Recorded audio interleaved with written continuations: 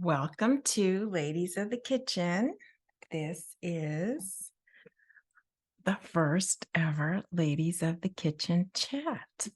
So today happens to be the first day of fall. Yeah, the season fall, one of my favorites. Maybe because I was born on Christmas, maybe not, but I do love the fall. And technically, fall starts at exactly midnight tonight.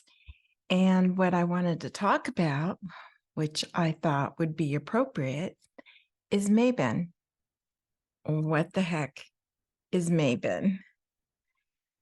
How do you pronounce it? Where did it come from? And a prayer ritual. So you think, how are all those connected? Well, first, let's talk about why Mabon and how to pronounce it. Well, now you've been hearing me say it, Mabon. So imagine May Day, and then instead of the O sound, it's bin, Mabon. So this comes from the Celtic folklore. So that's its origin. But what did the Celtics have to do with that? Folklore is like stories and legends passed down and passed down. So basically, what happened was in Ireland, Scotland, Wales, and parts of Spain, different legends developed. And one of them was that the Son of God was Mabon, and he was also the son of Mother Earth. And he decided to honor both of them during the change of season, fall, and give thanks to them for the abundance that came during the fall, the harvest season, which of course they came to know by following the moon, the seasons, and so forth. Okay, so then where does the prayer ritual come in? So, along with a lot of storytelling that happens in several cultures, and in particular their culture, many years. And as you know, if you talk to your grandparents and their grandparents and their grandparents, you might have a story or a tradition that gets passed down.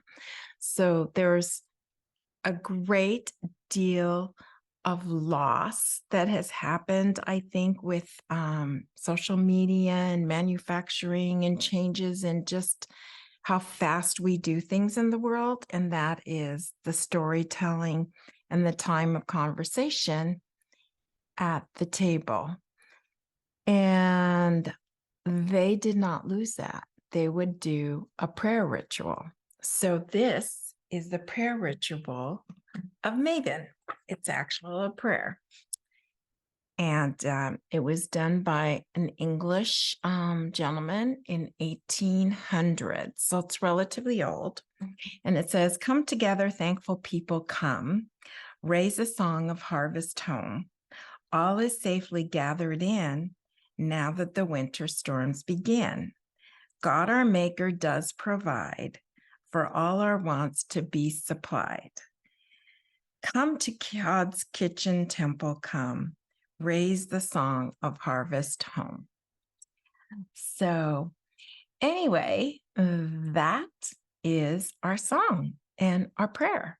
So let's move on, and I'll give you guys a chance to chat and talk and ask some questions towards the end when I'm finished with my little Mabon thing, because it's kind of interesting what has happened through the years with Mabon. So Mabon has transformed to different names: Harvest, Fall Festival, Oktoberfest, honoring the moons. There's all different sorts of names given to the fall season, depending on where one lives. So I just picked a couple of random countries, and I wanted to share with you what I thought were some interesting practices that are happening in the world. Yeah, with the Mabon harvest festival time, which goes on, if I didn't mention in the beginning, September 21st through the 29th. So let's talk about China.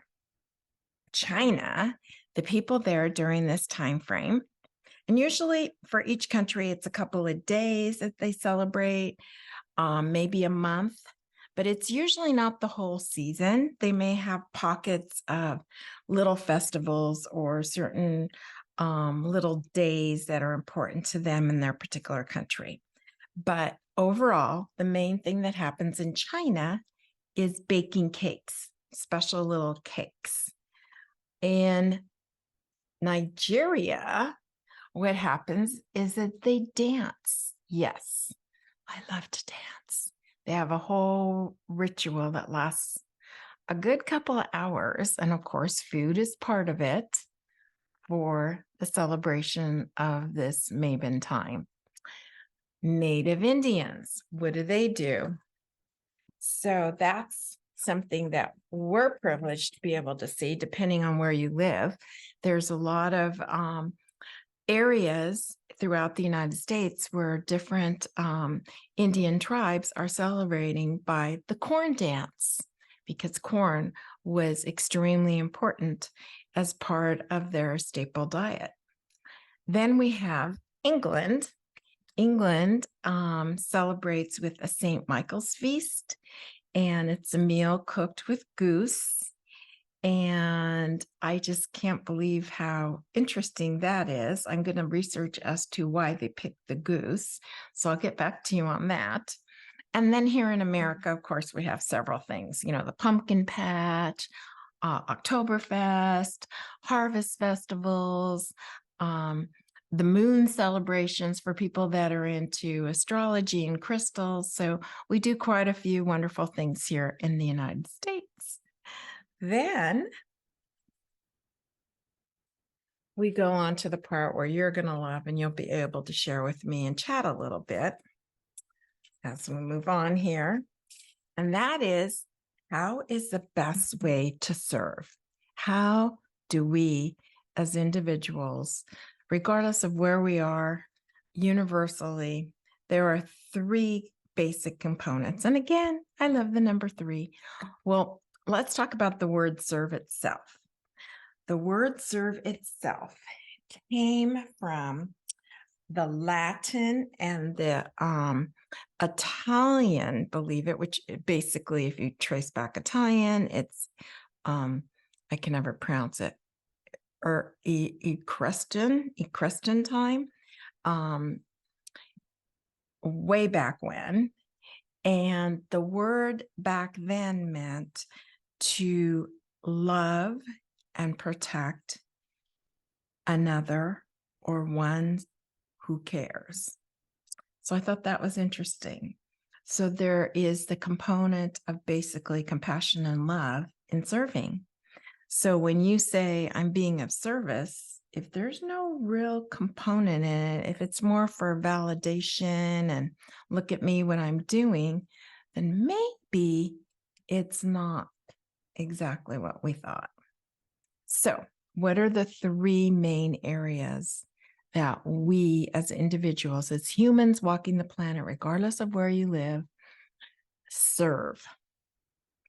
Well, one way we serve, and I'm going to see if I can turn this a little bit and then I'll turn it back to you guys, is we serve our body.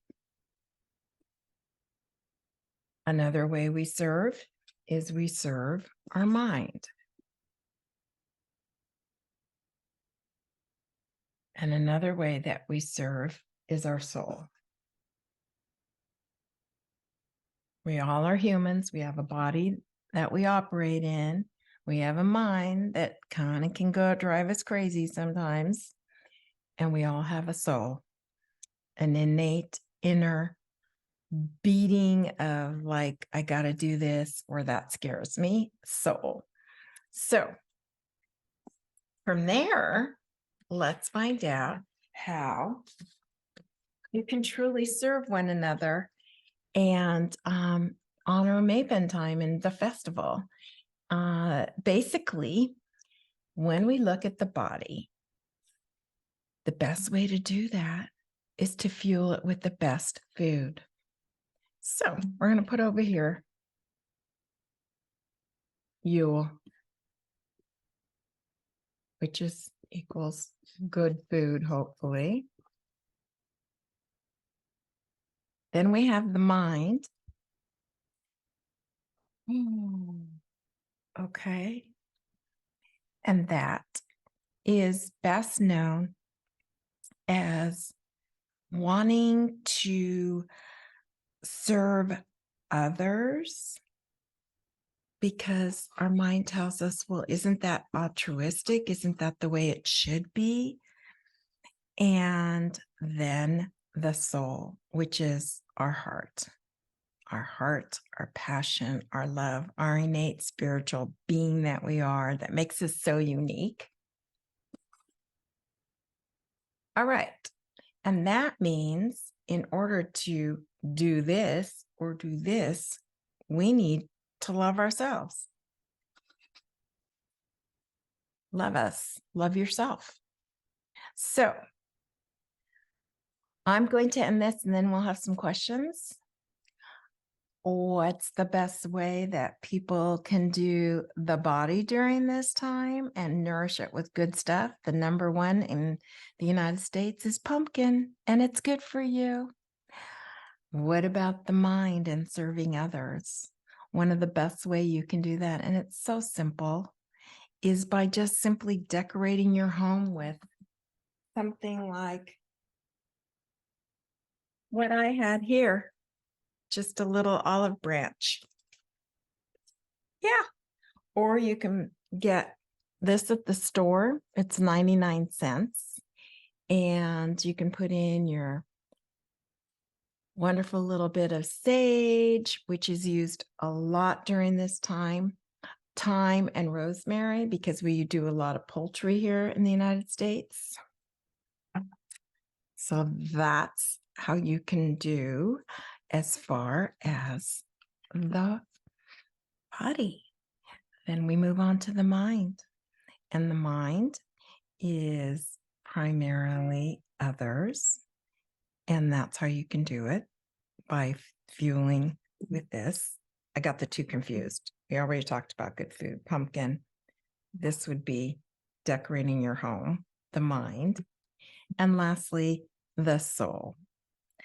I think the soul and the true love for yourself would really benefit if you took yourself out on a picnic. Yeah. Go outdoors, pack a sandwich full of all the great things that are available during this time of year. There's amazing vegetables and fruits, and honor yourself with a picnic. All right, then it's open up to you now.